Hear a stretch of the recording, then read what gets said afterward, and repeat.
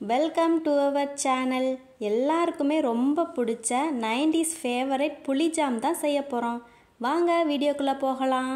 ஒரு கை நிறையா புளி எடுத்து கொஞ்சமாக தண்ணி ஊற்றி ஊற வச்சு ஊறினதும் பிழிஞ்சு எடுத்துக்கலாம். சக்கையை தனியாக எடுத்து வச்சுக்கலாம். நல்லா திக்கான புளி கரைசல் கிடச்சிருக்கு. இதை அப்படியே வச்சுக்கலாம். இப்போது வெள்ளை கரைசல் ரெடி பண்ணிடலாம்.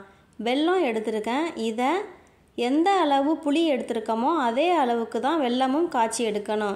200 கிராம் புளி எடுத்தால் 200 கிராம் வெல்லம் எடுத்து காய்ச்சிக்கலாம்.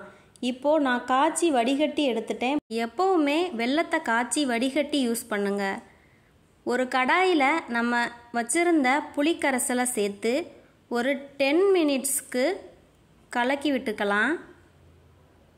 இப்போது கொதி வந்ததும் நம்ம காய்ச்சி வச்சுருந்த வெல்லத்தை இது கூட சேர்த்து கலந்து விட்டுக்கலாம்.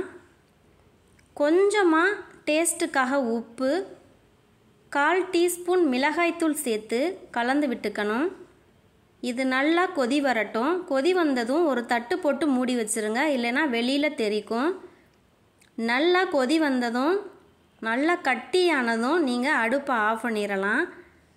பாருங்கள், இந்த அளவு கட்டியானதும் நீங்கள் அடுப்பை ஆஃப் பண்ணிவிட்டு இதை ஆற வச்சிடலாம். இப்போது இதை இந்த கவரில் நம்ம வச்சு பேக் பண்ண போகிறோம்.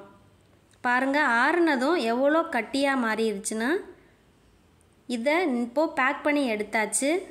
இது மாதிரி உங்கள் குழந்தைகளுக்கு செஞ்சு கொடுங்க. ரொம்பவே விரும்பி கேட்டு வாங்கி சாப்பிடுவாங்க. இந்த வீடியோ பிடிச்சிருந்தா லைக் பண்ணுங்கள், ஷேர் பண்ணுங்கள். தேங்க்யூ ஃபார் வாட்சிங்.